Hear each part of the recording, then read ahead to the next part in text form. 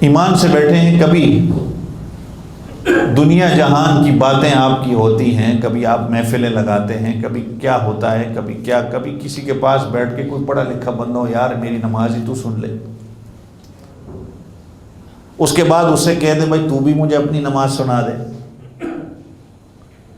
اگر ہماری نماز کے اندر کہیں کمی کوتاہی ہے تو چل کے ہم کہیں اپنے امام صاحب کے پاس، یا جس کو تھوڑا بہت کچھ پتا ہے، ہم جا کے اس کو ہی سنا دیں کہ ہماری نماز کے اندر کہیں کوئی مسئلہ تو نہیں ہے، کیا میں جو پڑھ رہا ہوں وہ ٹھیک پڑھ رہا ہوں؟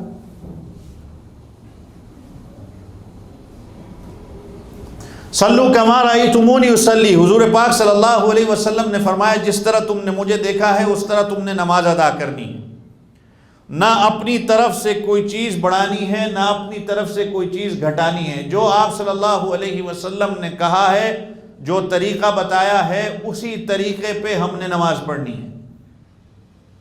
اب اس کے اندر میں آپ کو ایک مسئلہ بتاتا چلوں، ہم میں سے بعض اوقات اکثر لوگ نمازوں کا جمع کرتے ہیں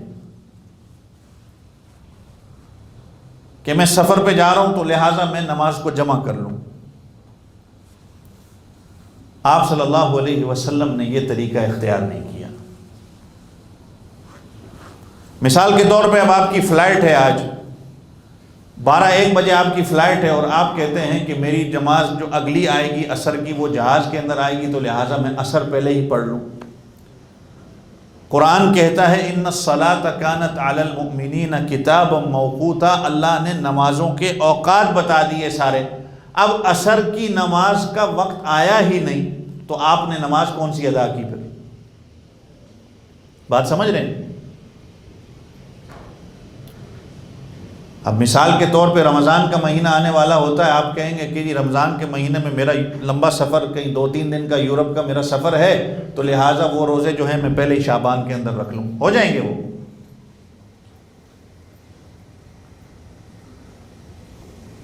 آپ صلی اللہ علیہ وسلم نے یہ بعض فقہ کے لوگوں کے اندر جو ہے وہ نماز اکٹھی پڑھتے ہیں، جس کو وہ ظہرین اور عصرین کہتے ہیں۔ آپ کو پتہ ہوگا میں کن لوگوں کی بات کر رہا ہوں جو نماز کو اکٹھا پڑھتے ہیں۔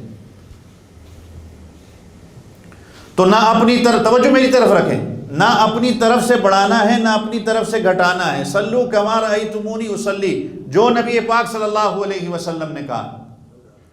آپ صلی اللہ علیہ وسلم نے نمازوں کا جمع نہیں کیا، سوائے حج کے اندر اللہ تعالیٰ مجھے اور آپ کو لے جائے، عرفہ کے اندر ظہر اور عصر کو اکٹھا جو پڑھا جاتا ہے، اور پھر مزدلفہ میں جو ہے مغرب اور عشاء کو اکٹھا کیا جاتا ہے۔ اس کے علاوہ اور کوئی نماز آپ صلی اللہ علیہ وسلم نے کبھی جمع نہیں کی۔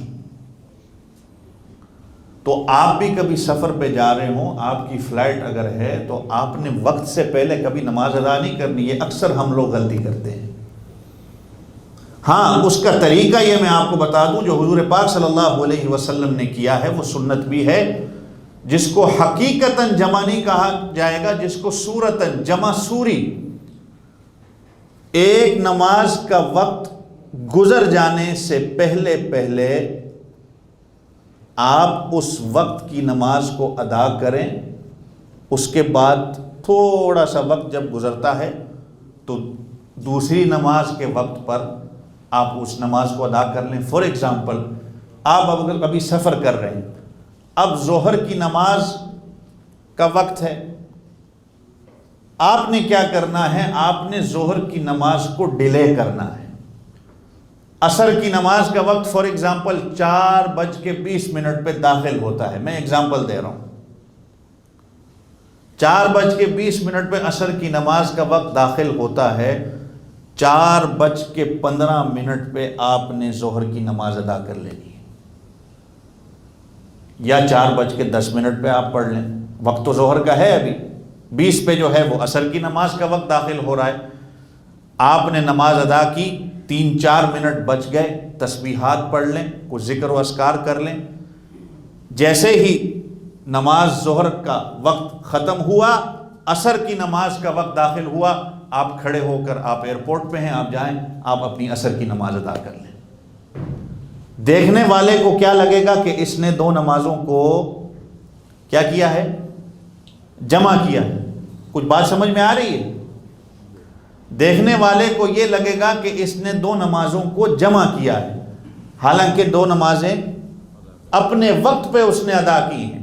یہ آپ صلی اللہ علیہ وسلم کی سیرت سے کئی واقعات ایسے ملتے ہیں کہ آپ صلی اللہ علیہ وسلم نے نماز کا ڈیلے کرنا، جب بالکل آخر وقت آ گیا تو آپ صلی اللہ علیہ وسلم نے کہا صحابہ سے اب نماز کو ادا کر لو۔